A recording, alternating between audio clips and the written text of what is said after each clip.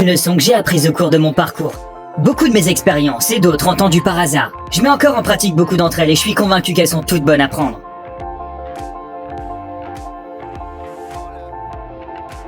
La vie n'est pas simple. Elle ne l'est pas. N'essayez pas de la rendre simple.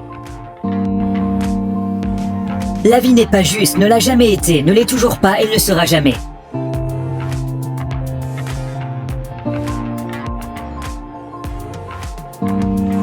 Ne faites pas l'erreur de croire que vous avez le droit à un traitement de faveur et de vous positionner en tant que victime.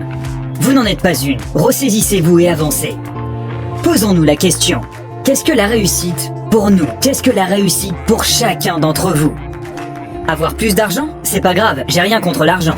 Peut-être le fait d'avoir une famille en bonne santé, le fait d'être heureux en ménage, d'aider les autres, d'être célèbre, d'atteindre une maturité spirituelle, de rendre le monde meilleur, meilleur qu'il ne l'était. Continuez à vous poser cette question. Votre avis peut changer au fil du temps et c'est normal. Mais accordez-vous cette faveur. Peu importe votre réponse. Le plus important, faites en sorte de ne pas y perdre votre âme. Privilégiez la personne que vous êtes, que vous voulez être, et ne consacrez pas de temps aux choses allant à l'encontre de votre personnalité. Soyez courageux, gravissez cette montagne. Mais répondez à cette question, qu'est-ce que ma montagne? Donc tout d'abord, nous devons définir ce qu'est la réussite pour nous. Et ensuite, nous devons travailler pour y arriver, jour après jour, prendre soin de nous, faire en sorte que ce qui est important pour nous soit préservé. Ce que vous n'êtes pas est tout aussi important que ce que vous êtes.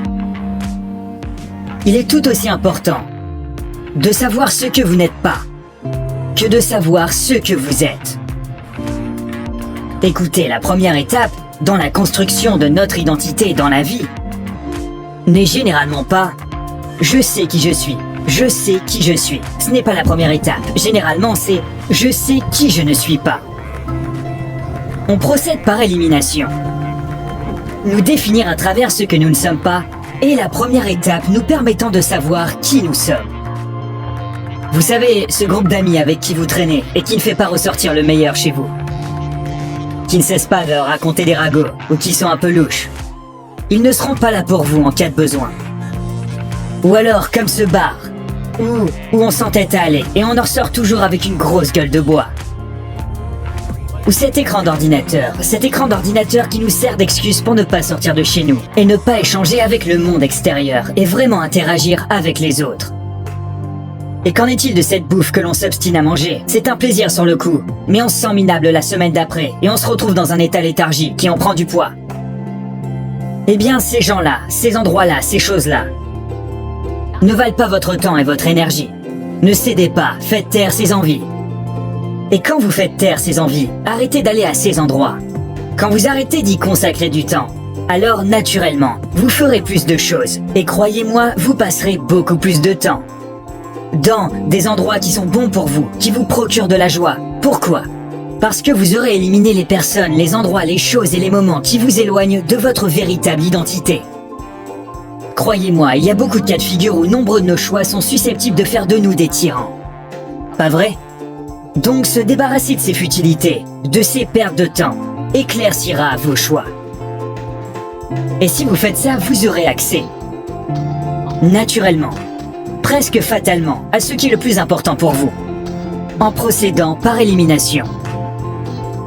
Savoir qui nous sommes est dur, complexe. Donc accordez-vous du répit. Excluez ce que vous n'êtes pas, d'abord, et vous pourrez atteindre vos objectifs.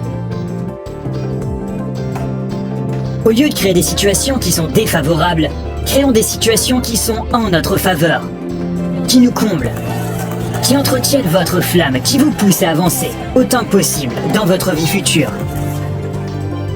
On essaie de faire de notre mieux, on n'y arrive pas toujours. Notre architecture est aussi un mode d'action, et puisque nous sommes les architectes de nos vies, il nous faut étudier les habitudes, les pratiques, les rituels que nous avons et qui provoquent et alimentent notre réussite. Nos joies, nos chagrins, nos rires, nos larmes. Analysons nos succès et soyez-en reconnaissants. Et lorsqu'on fait ça, devinez ce qui se passe. On devient meilleur. Et on a plus de choses à analyser. Soyez perspicace. Faites des choix selon vos envies. Agissez selon vos envies. On est voué à faire des erreurs. Assumez-les. Vous devez vous racheter. Et puis vous devez passer à autre chose. La culpabilité et les regrets tuent beaucoup de personnes avant même qu'elles ne meurent. Donc tournez la page, ouvrez un nouveau chapitre. Vous et vous seul êtes l'auteur du livre de votre vie.